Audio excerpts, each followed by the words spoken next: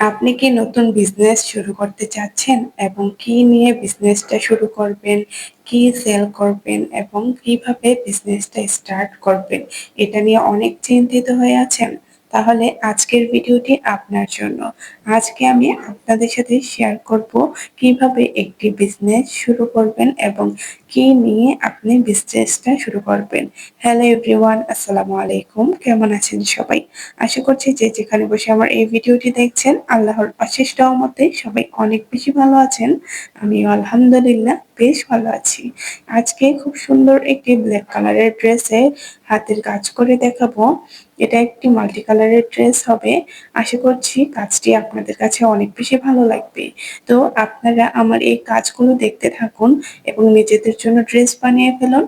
তার পাশাপাশি আমি আপনাদেরকে বলবো যে আপনারা বিজনেস কিভাবে শুরু করবেন। তো প্রথমেই আমি বলবো, আপনি যদি ভেবে থাকেন একটি বিজনেস শুরু করবেন, তাহলে আপনি সেই বিজনেসটা শুরু করে দিন এবং আপনার যে কাজটি পছন্দ হয় সেই কাজ অনুযায়ী আপনি একটি বিজনেস শুরু করে দিন। সবসময় মনে রাখবেন, নিজের পছন্দটাই কিন্তু সবচাইতে বেশি গুরুত্বপূর্ণ। আপনি যে কাজটি করতে সবচেয়ে বেশি পছন্দ করেন, সবসময় ভালো লাগা কাজ করে যে কাজের প্রতি, তো সেই কাজটা দিয়ে কিন্তু আপনি একটি বিজনেস শুরু করতে পারেন। যেমন ধরেন, আমি হাতের কাজ করতে অনেক বেশি পছন্দ করি।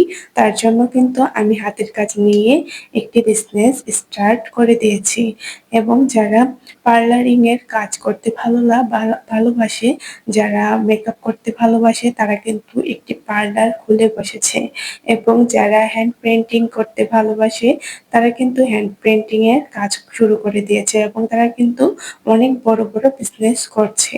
তো এটাই আপনাদেরকে বোঝাতে চেয়েছি যে আপনার যে কাজটি পছন্দ হবে সেই কাজ অনুযায়ী আপনি একটি কাজ শুরু করে দিন এবং সেটাকে আপনি বিজনেসে পরিণত করুন। তাহলে দেখবেন যে আপনি কাজটি খুব ভালোভাবে করতে পারছেন। আপনার ভালো লাগে কাজ করবে সেই কাজটার প্রতি। একটা কথা মাথায় রাখবেন, আপনার যদি পছন্দ অনুযায়ী কাজগুলো আপনি না করেন, তাহলে কিন্তু সেই কাজে কখনোই আপনি মন বসাতে পারবেন না। তার জন্য সবসময় নিজের পছন্দ মতো কাজটাকে বেছে নিতে হবে। আমি হাতের কাজ করছি, আমি হাতের কাজে ড্রেস সেল করছি বলে যে আপনাকেও সেম কাজটা করতে হবে, বিষয়টা কিন্তু একদমই তেমন না। অন্য কেউ হ্যান্ড পেইন্টিং এর কাজ করছে বলে আপনাকেও যে সেম কাজটা শুরু করতে হবে, বিষয়টা একদমই এরকম না। আপনি যদি পার্লারিং এর কাজটা ভালো পারেন, হ্যান্ড পেইন্টিং এর কাজটা ভালো পারেন অথবা হাতের কাজ ভালো পারেন অথবা অন্যান্য কিছুর একটি বিজনেস করতে যদি আপনি ভালো পারেন, যদি আপনি কাজটা ভালো পারেন, তাহলে কিন্তু আপনি সেই কাজ অনুযায়ী একটি বিজনেস স্টার্ট করে দিতে পারেন এবং সেটা কিন্তু আপনার করে দেওয়াটা অনেক বেশি জরুরি। কারণ এখন আপনি যত লেট করবেন ততই কিন্তু পিছিয়ে পড়বেন। এখন হচ্ছে কম্পিটিশনের যুগ। আসলে সবাই কম্পিটিশন করতে অনেক বেশি পছন্দ করে থাকে এবং সবাই চায় একজন আরেকজনের থেকে ভালো কিছু করতে। আপনি যদি একটি কিছু রেডি করেন, সে অন্য আরেকজন দেখবেন যে আপনার কাজটাকে কপি করে ফেলছে। তো এটা কিন্তু আসলে অনেক বড় একটা সমস্যা হয়ে দাঁড়ায়। তো আপনারা যদি ভাবেন যে এই কাজটা আমি শুরু করব এবং এটা আমি আরো পরে করব, তাহলে কিন্তু আপনি সবচাইতে বড় ভুল করছেন। আপনি যেটা ভাবছেন সেটা এখনই করে ফেলা সবচেয়ে বেশি গুরুত্বপূর্ণ এবং জরুরি। তো যেটা ভাবছেন সেটা করে ফেলুন, এটাই আমি বলতে চাই। তারপর অনেক আপুরাই আমাকে বলে যে আপু, আপনি বেবি ড্রেসগুলো বানাতে কি কাপড় ইউজ করে থাকেন? আমিও আপনার মতো বেবি ড্রেস দিয়ে বিজনেসটা শুরু করতে চাচ্ছি। আমি বলবো, আমি কি কাপড় ইউজ করি আসলে এটা বেশি জরুরি না। আপনার কোন কাপড়টা পছন্দ সেটাই বেশি জরুরি এবং গুরুত্বপূর্ণ। তো আপনার যে কাপড়টা পছন্দ হবে মার্কেটে গিয়ে, আপনি যেটা ভাববেন যে এই কাপড়ের ড্রেস বানালে হয়তো ভালো হবে, বাচ্চাদের কমফোর্টেবল হবে বা সব দিক থেকে ভালো হবে, আমরা কিন্তু বাচ্চাদের আরামের জন্য এই ড্রেসগুলো বানিয়ে থাকি।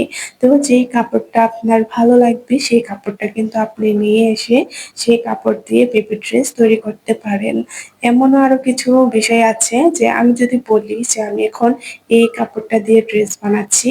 তো সেম কাপড়টা কিন্তু আপনি মার্কেটে গিয়ে নাও পেতে পারেন। তাহলে কিন্তু এটা আপনার জন্য অনেক বেশি চিন্তার কারণ হবে, বা আপনার মনে, মনে শুধু একটা কথাই ঘুরবে যে আপুর মতো সেম কাপড়টা আর পেলাম না। একটা আফসোস কাজ করবে। তার জন্য আপনি কি করবেন, আপনার আশেপাশের যে মার্কেটগুলো রয়েছে সেখানে গিয়ে ভালো কোন কাপড়টা চলছে। একেক জায়গায় কিন্তু একেক ধরনের কাপড় চলে বেশি। তো আপনাদের দিকে যেই কাপড়টা ভালো চলছে সেই কাপড়টা আপনি নিয়ে এসে এই কাপড়টা দিয়ে ড্রেস বানাবেন। তাহলে দেখবেন যে আশেপাশের কাস্টমাররা যখন দেখবে যে এটা ভালো কোয়ালিটির কাপড়, তখন কিন্তু তারা সেই ড্রেসগুলো আপনার থেকে নিয়ে নিবে। এতে করে কিন্তু আপনার সেল বাড়ার সম্ভাবনা অনেক বেশি থাকবে, এবং আপনি আপনার আশেপাশের মানুষদেরকে খুব বেশি, বেশি দেখাবেন। তাহলে দেখবেন সেখান থেকেও আপনার ড্রেসগুলো সেল হয়ে যাবে। এই পর্যন্ত যারা আমার ভিডিওটি দেখছেন, ভিডিওটি ভালো লাগলে অবশ্যই লাইক, কমেন্ট, শেয়ার করে দিবেন। আপনাদের সুন্দর, সুন্দর কমেন্ট পেলে আমি ভিডিও বানাতে অনেক বেশি উৎসাহ পাই। এবং আপনি যদি আমার চ্যানেলে নতুন হয়ে থাকেন তাহলে প্লিজ চ্যানেলটিতে সাবস্ক্রাইব করে দিবেন। এবং এটা হচ্ছে আমার ফেসবুক পেজ, আপনারা লাইক এবং ফলো দিয়ে আমার পাশেই থাকবেন। এটা আমার নতুন একটি পেজ আমি ওপেন করেছি। আপনারা চাইলে ফেসবুক পেজের মাধ্যমেও আমার সাথে যোগাযোগ করতে পারেন। তো দেখুন, আপনাদের সাথে কথা বলতে বলতে কিন্তু আমি সুন্দরভাবে এই ড্রেসটির মধ্যে কাজ করে নিচ্ছি। আসলে এটা খুব একটা বেশি কঠিন কোনো কাজ না।